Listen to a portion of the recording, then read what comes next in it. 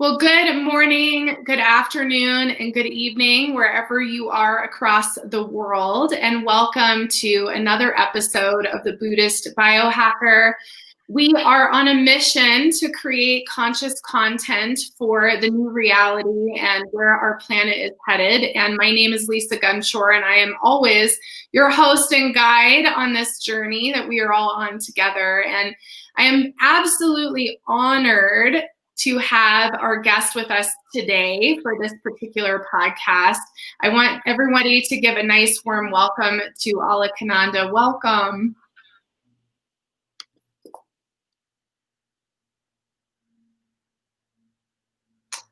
It's just a joy to have you here. And I just can't say enough.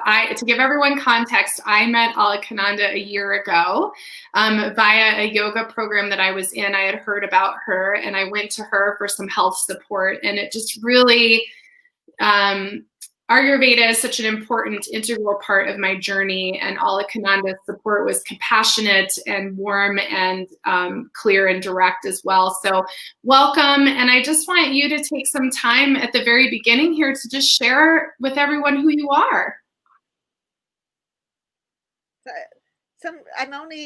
I didn't quite hear what you said because it kind of came in and out a little bit. Oh no. Oh no, yeah, if you want to share a little bit about who you are, that would be awesome. Okay, so nowadays I'm Alakananda Ma, but a long while ago I was Olivia Hudis, and I was born in a very small town in Leicestershire in the United Kingdom. In a different time and a different place, in a time when women put on afternoon dresses that were silk and had sleeves to go and have tea with each other in my small town. I was born to a Jewish father and Christian mother, so I always inherited a coming together of faiths. My father pretty much created a family religion that was a combination of Jewish rituals in the home and devotion to the Celtic saints of Scotland, especially St. Columba. So that he made us a flag. We had our own flag. We had our own way we called each other. It was a very interesting way to grow up. We had a family motto, which was adventure together. So I think I took that and ran with it and had many adventures. When I was, at some point when I was a teenager, I was walking home from rowing on the River Orwell. We'd moved away from our small town to a larger provincial town named Ipswich, which was on the coast, pretty much. So I had an oar on each shoulder, and I was going to the boat shed with the oars when I was stopped by a voice which said, "You are going to be a healer, and you're going to go to a strange land, and you're going to heal people." So I went home and I said, "I'm going to be a doctor." And my dad said, "No, you shouldn't be a doctor because you're a poet type. You're not the doctor type." And I said, "I'm going to be a doctor. God said so." So I did. I went to med school. I went to the same medical school in London where my grandfather started work at 14, taking care of the cadavers in the anatomy lab. And later, he actually sort of was one of the people that founded the profession of being a lab technician and helped to develop the EKG. So I went there as a medical student instead of as a teenage cadaver technician. And I graduated from there. It was kind of a struggle because it was never quite a fit. But looking back with hindsight, I'm immensely grateful for my teachers who grew up in the great days of clinical medicine before there was imaging. And really knew how to do clinical diagnosis.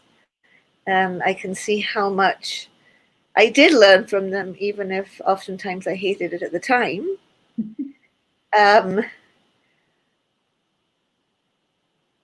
After medical school, I did my residencies you have to do to go from, you pass your exams, but then you're provisionally registered, and then to be registered, you have to go and work for the National Health Service. I found good jobs that were only 80 hours a week instead of 100 hours a week. It was great. Oh my gosh. In another small town in rural Suffolk, in Bury St Edmunds. And at the end of that, I felt that I couldn't get the contemplation and the action together. And that working 80 hours a week, I would like fall asleep on my prayer stool. Oh God. So I went and tried my vocation in a Trappist abbey. If you've heard of Thomas Merton, that was the same order that Thomas Merton was in. Oh, beautiful. And that was really great in a lot of ways, but it was also the first time in my whole life I'd been away from Jewish people, like completely away from other Jewish people in like totally a white Christian world. And that was very, very different. And also everyone else in the abbey had been there as long as I had been alive. So they didn't really understand the then young people of the day. And we had a different perspective in life because we were born after the bomb. So we didn't believe the world was solid. I guess our generation were all destined to be Buddhists because we knew that which could be destroyed with 4 minutes warning could not be real, right? Or solid. Yeah. Yeah. So I was there for a year and a half, but it just wasn't quite a fit because of I loved it in a lot of ways, but because of the reasons I said, it wasn't quite a fit. So I left there and I was in London. I was working as a play therapist for a blind girl. And then my sister came to visit me, and she had just been to an exhibition at the Royal Academy of Indian Art. And she came to my flat, and the UK an apartment's called a flat. My flat, my little box room, basically, where I was staying, which was full of art I'd been doing. And she looked at my art, and it was all these like sculptures and paintings of these people with 3 heads and 4 arms and things. And she said, "You're doing Indian art. You should go to India." I have a lot of faith in my little sister, so I went out and booked a ticket to India. Oh, wow. That's amazing. So I booked a ticket to India. And while I did the way we do stuff in my family, I did some preparations. I talked to my counselor who was counseling me from, the whole upset of having left the abbey. And she said, "Well, you should go and see Don Bede Griffiths." And I also, in my reading, I heard about Ayurveda and pulse diagnosis. Just something you read in a book, but it jumped off the page. One day I will do this. This is what I will do. So I went to India with a little black book with one address, which was Don Bede Griffiths in Shantivanam in Tamil Nadu in South India. So in short order, there I arrived. And within 3 weeks of being there, I met this person, a young man. This gets romantic here. I met a young man, just a few years older than me, with long hair that was kind of matted. And he wore a waistcloth that a rat had eaten a big hole in. And he had an instrument that was made of a gourd and a bamboo stem. And he had actually gotten lost. He was supposed to be meeting someone else and doing some singing. And we were doing some singing, practicing for Easter. And he sat down and we started singing to each other, which we've been doing ever since. Oh, I love that story. So once I met him, I kind of knew right away, this is your soulmate. Oh. I did know right away, this is your soulmate. He mostly seemed to think I was one of all the interesting people that he was meeting on his journeys. So we met, he told me some good places to go to, and then he took off. We hadn't exchanged an address. There isn't really an address to exchange when you're wandering around India. Yeah. So I met my soulmate. We've hung out together for a few weeks, and he's taken off to I know not where. But he told me to go to this ashram in Pune, Krista Prema Seva Ashram. That was a very good place. So I went to live there. And lo and behold, within 3 weeks, he arrives with a woman. Oh, no. Who promptly leaves him because she thinks it would be better to go back to her rich boyfriend because he will be able to buy her more things rather than hanging out with this sadhu, this renunciate, with a rat hole in his lungi and a musical instrument and a few pictures of gurus. Anyway, once I met, he was then called Francis, now he's called Sadananda. Once I met him, he was really the only person I ever needed to meet because he brought me to Alandi. This is why this is called Alandi Ashram and Alandi Ayurveda Gurukula, because he brought me to the village of Alandi, which is a temple town, and he introduced me to a simple old man who wore a loincloth, whose name was Raghudas. Not like when you think of gurus, you think of like darshan and queues and ashrams and like all this stuff. It was just a simple old man with maybe 100 disciples, which meant I got to spend tons. And at the moment I saw him, I knew I had always been looking for him. Forever, I had been lying on the floor of the abbey crying because I wanted to meet him. I didn't even know there was such a thing as a guru. So when I came to India, I thought if I was really lucky, maybe I would learn to meditate. And if I was really, really incredibly lucky, maybe I'd meet a guru. Well, I did. I did meet someone who redefines human potential. Someone unlike any other person I ever met in my whole life. Just someone that simply sat and radiated unconditional love. Someone totally simple. And that changed my life in so many ways. And he resolved a lot of my problems because he looked at me and he said, don't worry, Yeshu and I are one. Jesus and I are one. It's all one. We're all one. So that's that coming together of the different faiths. But the other person that Sadananda introduced me to was Dr. Lad, who now has the Ayurvedic Institute. And yes, Dr. Lad, in my opinion, is really the one important person that brought authentic teachings of Ayurveda to the United States. And I would not be who I am or where I am today without Dr. Lad.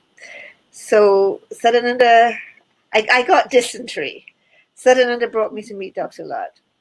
I met Dr. Lad, and I looked at him and I burst into tears because in all my years at medical school, I never met a doctor that I wanted to be when I grew up.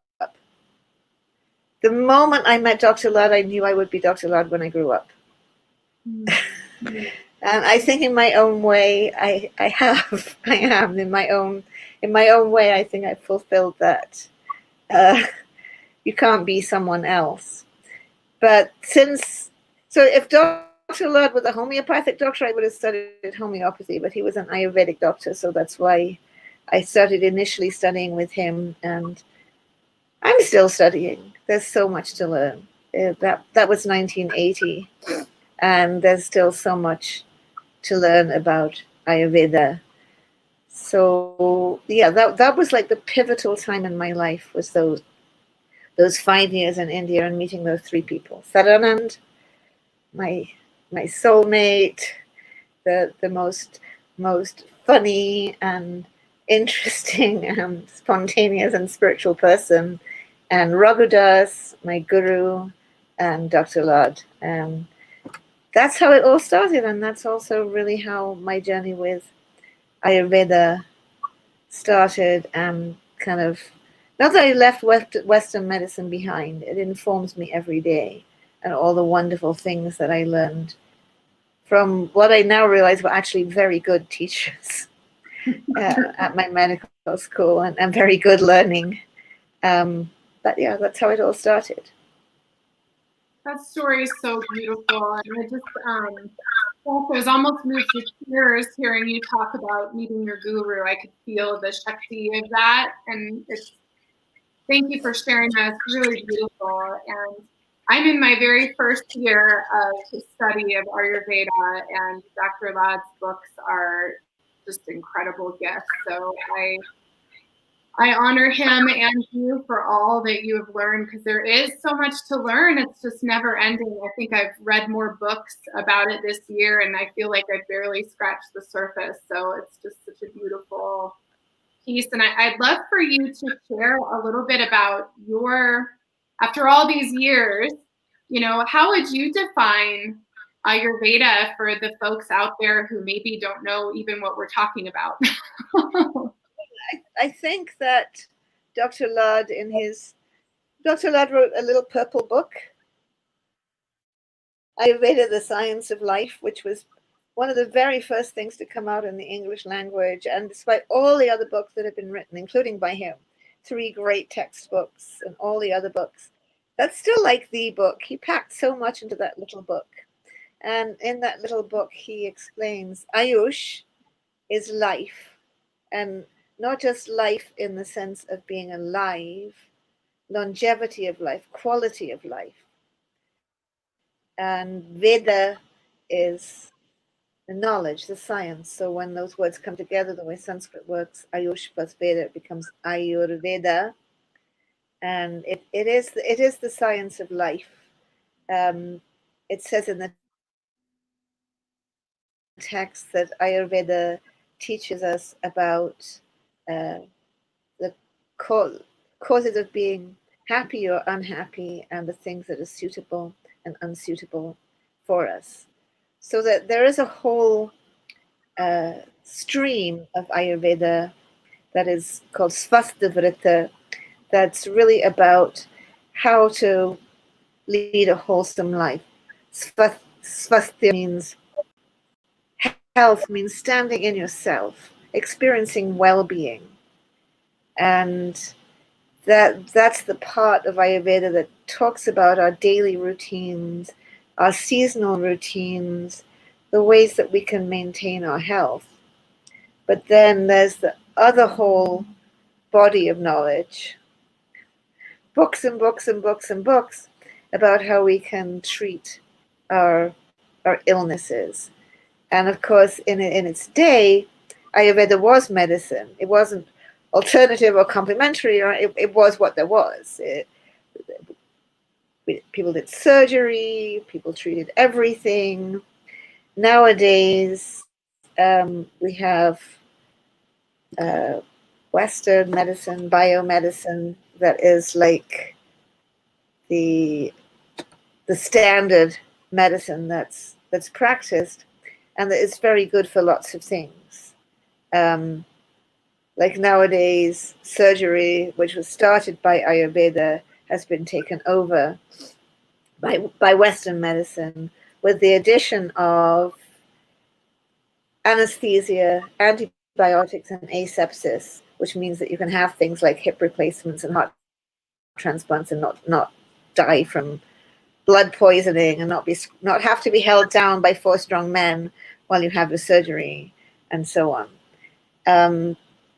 Ayurveda, I feel, is still very helpful for more chronic conditions, or conditions that don't yield so well to Western medicine, or that someone wants additional ways to feel better. So nowadays we're either practicing with the like health counseling, like how to live a healthy life, and then also especially working with more chronic illnesses, or working hand in hand with the Western medicine doctors as well. Yeah. One of my questions is, here we are in this unprecedented time, lots and lots of things changing in the world. And I find that our spiritual practices and our daily routines are really important right now to keep us focused and grounded. What would you say are the most important Ayurveda practices that folks can practice? Like, what can we do on a daily basis right now to stay healthy and grounded during all of this time of transition?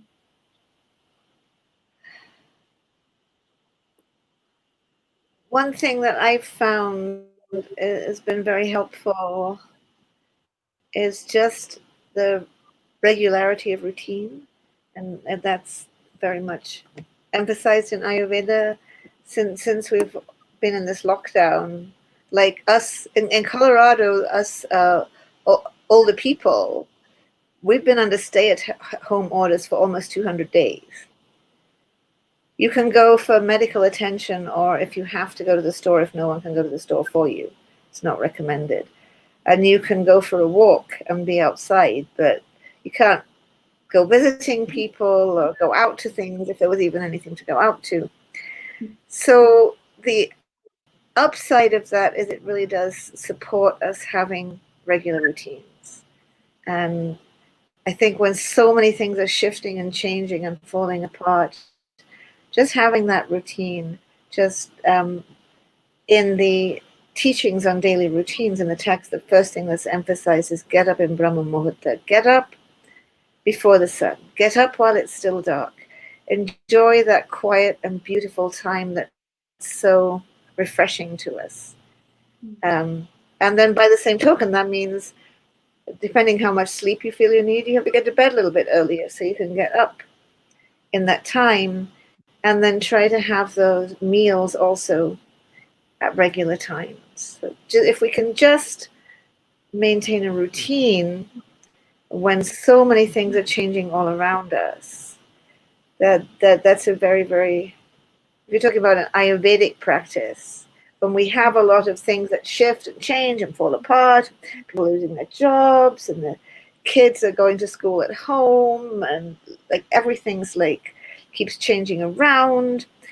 We want to that provokes vata, that provokes the wind and the mobile qualities. So we balance that by just trying to have regular routines that work for us. And we have a unique opportunity, those of us that are staying at home, working from home, and so on, where we really can focus on having those routines. So that's one very simple thing. Yeah, beautiful. And I so agree with you. I'm very disciplined with my routine, and I think it saved me this year with all the changes and things happening. So I absolutely agree with you. I would love to talk just a little bit about pulse diagnosis, because I think it's amazing and it's complicated. And I think, it'd be fun to just hear from you, to share with everyone a little bit about what that means and what it is, and if there's anything you want to share about it with folks.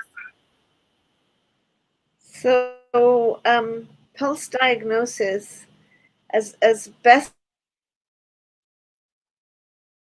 as I understand it, it's a tradition that was passed down through different family lineages in India. It's more than the way we use the pulse in Western medicine, where we're really checking to see if the pulse is coming in a regular rhythm. And we're learning things about the heart, the blood pressure, and the lungs that we can learn from the pulse.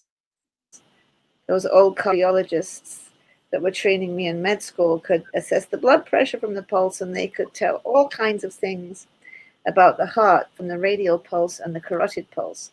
So already there's a lot that's being learned in that regard.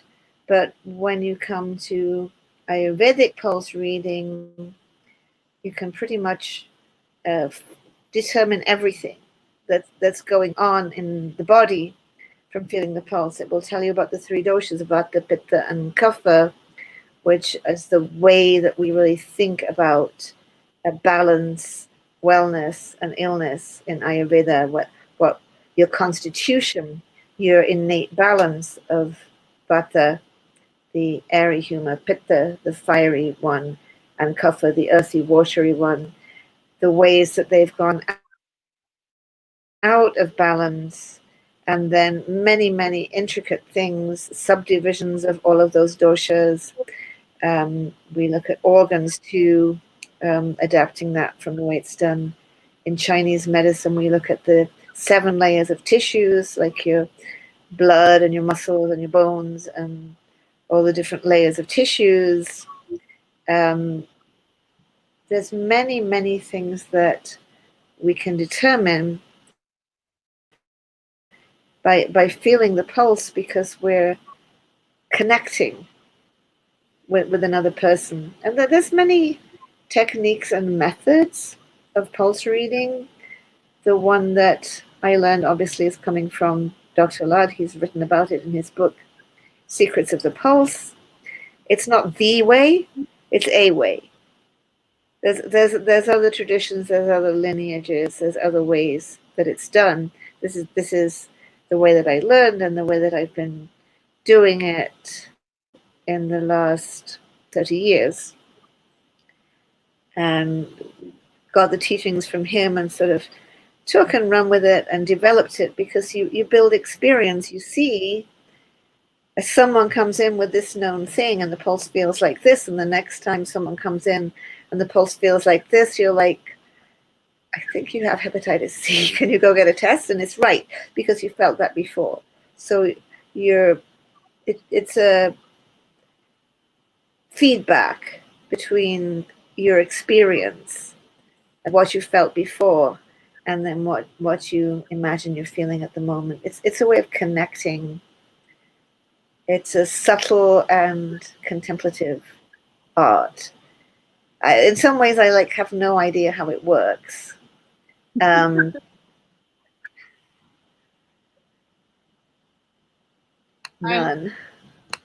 Yeah, I was amazed at when I came and saw you last year and you did the full reading. There were so many things, even emotional things, that you were able to speak to that were happening with me. And so it's an incredible art and beautiful. And how much of that do you think is coming from your intuition also, and just a knowing through your practices? I think it's with all these tools, like if you use astrology, if you use tarot, if you use any of these tools, which that's a method by which you're attuning to a person, you do get other information, but it's also just these things are actually being said in the pulse. Mm-hmm. As well. It's kind of a combination of feeling it in the pulse and feeling like I've got a little television there that's like showing me like things about the person. I love it. Well, it was very accurate for me, and I've read books on the pulse diagnosis and am working on that myself and honing that skill, because it's really an incredible, incredible skill, and there's a lot the body has to say. Yeah. I want to talk about the ashram, the Alandi Ashram, because there's kind of these different compartments of support that you offer, and I know this school is so important, and I want to talk about that. But I'd first love to hear about the clinic, if you want to share a little bit with everybody about what the clinic is and what you guys do there. And I know what I've experienced. So we'll back up a little bit because you said Alandi Ashram, and I told you what Alandi is. It's a village, it's a temple town where our guru resided from the age of 16 until he died. It's actually the place where 700 years ago there was a great poet saint, Sant Jnaneshwar, who resided in that village. And at the age of 21, he was buried alive in Samadhi. He was entombed in Samadhi. And everyone believes, like Dr. Lard believes, I believe, everyone believes that he's still alive. Even hundreds of years after he was entombed, he appeared in a dream to another saint, Sant Eknath, and he said, "You have to come and help me because there's a tree root getting in my way. Dig here." Because everyone had forgotten about where Sant Jnaneshwar's tomb was. So Sant Eknath came, he followed the instructions in the dream, and he dug there and he found the tomb and he opened it, and there was a radiant youth seated in meditation with a manuscript on his lap. And Sant Eknath took the manuscript. And this is where I don't see how the story could be not real, because this manuscript was the earliest thing written in the Marathi language, and linguistically it had to be written then, 700 years ago. Sant Eknath couldn't have made it up.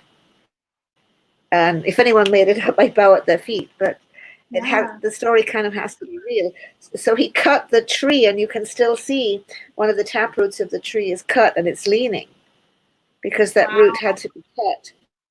And that manuscript was brought forth. That's the Bharvata Deepika, or the Jnaneshwari text that everyone in Maharashtra loves so deeply, and such a treasure trove of teachings. So Sant Jnaneshwar used to appear to our Guru Raghudas just like a person standing in front of him and give him teachings. Wow. So that's why he stayed there at Alandi, and that's why this is Alandi Ashram. And when I was finally leaving India, I couldn't leave without taking permission to go. I went to my Guru's sister and his spiritual mother in two different villages, and they both said the same thing. You go to America with Sadanand and you create an ashram for Raghudas, and because he lived in Alandi his whole life, you must call it Alandi Ashram. So that's why it's an ashram, and it's Alandi Ashram. So we arrived in America with $80 and like saris and chapels, like sandals, and it was 20 below or 30 below in the middle of winter. And we had no idea how to start an ashram. The first ashram was a teepee in a friend's backyard in North Boulder. The second ashram was a little backstreet apartment in Tucson, Arizona, where at least it wouldn't be 20 below. And the third ashram began in this building here, but it's actually a duplex, and it actually started in the 3-room basement. And we'd have 45 people, forget that, in this little basement section, garden level section. And gradually it sort of expanded to occupy this whole building. And so kind of the core of it is that we do the Agnihotra, sunrise and sunset fire ceremony, bigger fire ceremonies. The healing fires are the essence of the Vedic teaching. That's like the core of it, and coming together to meditate. Sharing, and I can't even imagine how many hours Sadananda and I have meditated together. I just sat together. And like he says, every day, you're just a beginner and you don't know anything about meditation. Even though he's a meditation teacher, he says that every day it's a new beginning. And what do you know? Nothing, actually. Your mind is just as crazy as ever, and you're starting anew. So that's how it started. And because Ayurveda was always a part of it from the beginning, the clinic always was there from the beginning. And then the school started, everything started organically. If we had done a feasibility study, we would have never started. It isn't feasible to do this, but we've been doing it, and we've been here for 30 years, fulfilling our dreams. And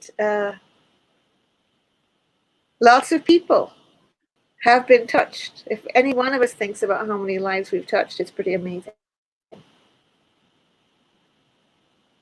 Yeah, well, I'm one of them. I mean, it's a beautiful, beautiful space, and you just have so much compassion. I mean, the warmth. I felt like I was coming to see my mom, and you took care of me during that time. And that's what's so beautiful about it is you really feel held.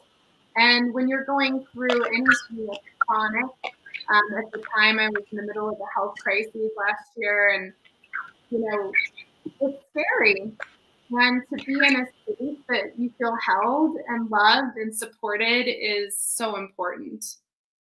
So I'm thankful for that, for sure. Oh no, it froze. It froze. See if we can get you back.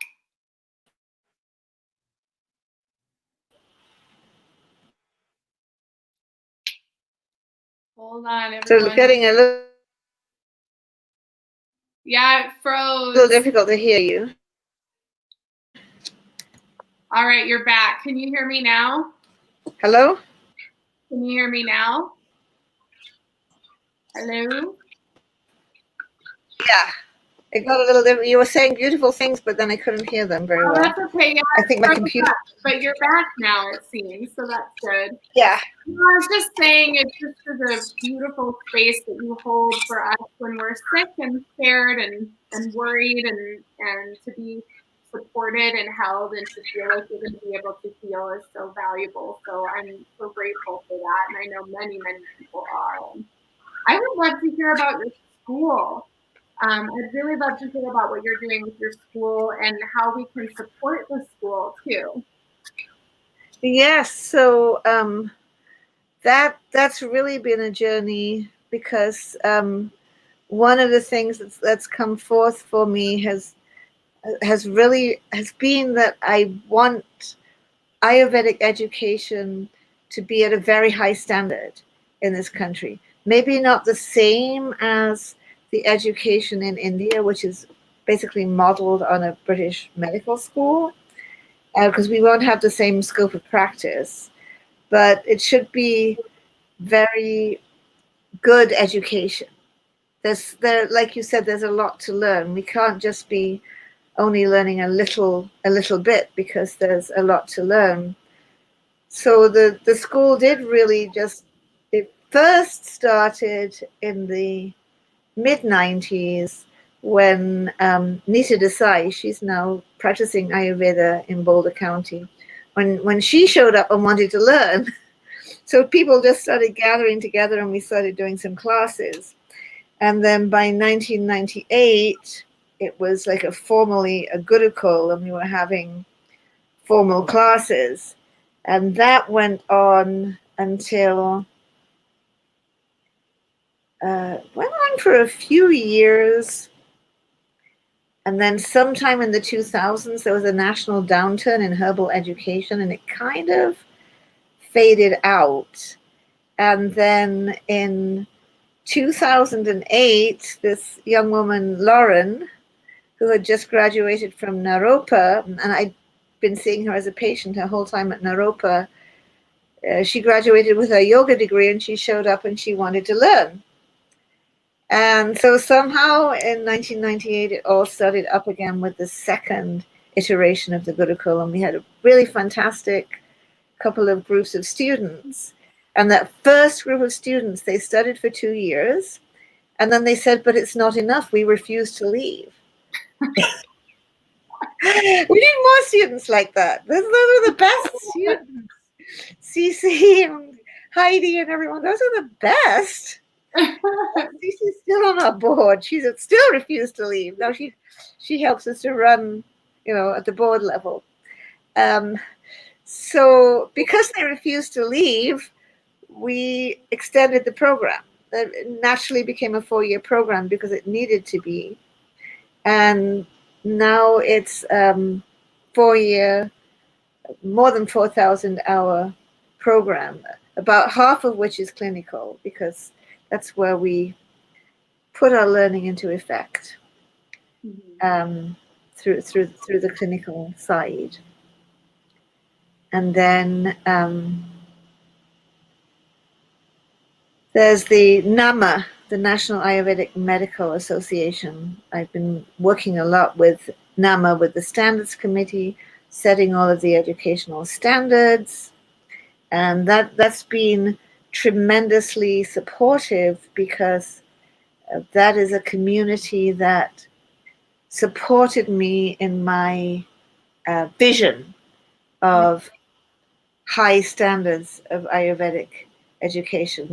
That's an organization that stands for constantly raising the standards.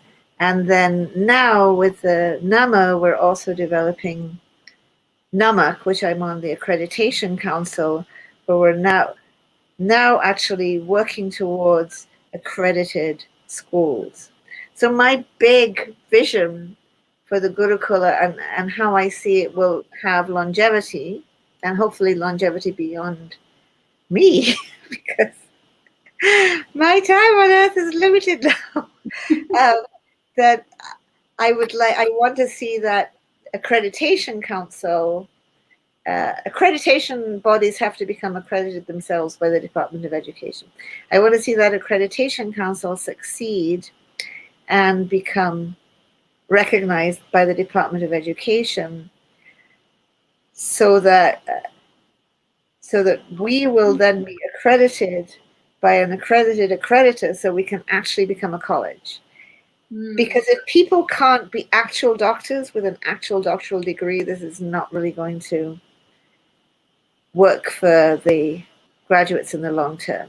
Because if you're sort of a doctor, but you can't really call yourself a doctor because you don't actually have a doctorate, it's okay in an emergent stage, but it can't go on being like that. People need to have actual doctorates, which means having the recognized accreditation body and having the actual moving step by step towards being an accredited college. Right now we're an occupational school, but that's a stepping stone. Mm-hmm. Oh, that's amazing, because that's definitely, for me personally, that's what I'm hoping to achieve in this lifetime myself. So I love hearing that, because it's so important to have all of the pieces and parts to be able to be successful in helping people heal and doing it in right action. So that's awesome. Right. Beautiful. How can folks help the ashram? Like how can they support your mission? How can they support the clinic and the school? Like, what are some of the ways that folks can help out? Well, people can definitely support by donating. All donations, large and small, are equally appreciated. But when you know someone's at the lowest end of your sliding scale and they write a check for $10 and put it in the mail, you appreciate that from the absolute bottom of your heart, because it expresses so much gratitude and appreciation, and it helps tremendously. So people can go to the website, alandiashram.org, and click on the donate button. We also have a Gofundme. People can go there, or tell people that don't know about us about the Gofundme campaign. I'd normally say just show up and volunteer, but with COVID and stay at home, it's a little bit different with that part right now. And normally speaking, again, right now our ceremonies are very limited to basically just us and a couple of close people in our bubble and then outside and 6 feet apart and everything. But normally, come to Monday night healing chants. That's where it's all happening, where we chant the healing mantra 108 times and we pray for everyone that's sick in the whole world. Come to our ceremonies, come and connect. It's just a little different right now. Yeah, for sure. Follow us on social media. But definitely donate and also support support NAMA's efforts for NAMA, for accreditation, because it all works together. We have to raise the funds for the accreditation to work, for Alandi's vision and the vision of the other schools to move forward, for the students to have good prospects for the future. That's what we need them to have good careers. Everyone shouldn't have to be a renunciate. I remember when we were getting together, starting the accreditation council, the group of us were chatting among each other, and someone said, "So do you earn your living by Ayurveda?" And I'm like, "Yeah, but I'm a renunciate. I don't have a car. I don't have an iPhone. And I don't have kids or college to pay for." Everybody shouldn't have to be a renunciate. Mm-hmm. Right? People should be able to earn their living doing Ayurveda. Yeah, beautiful. I think one of my last questions for you is, I would love to hear what your advice is during this time. What do you want to say to everyone about this time and this year, and words of wisdom? Metta. This is a time when we need to practice loving kindness, because it's very easy for us to feel depressed and us to feel sad when so many people are dying and losing their jobs, and people in the world are being forced into poverty. 1 million people have died in the world. To keep our minds light and buoyant, we do this through metta, through the practice of loving kindness. Even the very most simple form of that is simply breathe in, may I be happy. Breathe out, may all beings be happy. Just even practice that a few minutes each day. Yes. Oh, I really appreciate you coming on today and being accessible. And I was so excited to share you with everyone, because I just think you're such a special, special being. And I'm just really grateful that you came on. I really appreciate it so much. Thank you, Lisa. Thank you so much. It's been lovely to talk to you. Oh, it's just been a pleasure. And we've had such a great audience, and everybody listening. I do hope you go to the AlandiAshram.org and give them a donation and check out the school. There's a lot of you who are either practicing Ayurveda or interested in it that watch this show. So the school has so many great resources and programs. So go online and look at that as well. And Alakananda, I'm sure I will see you in the near future for my own health check, but I really, again, just so much love to you, and I just appreciate the work that you're doing in this world, and I'm so grateful to be able to share you with everyone today.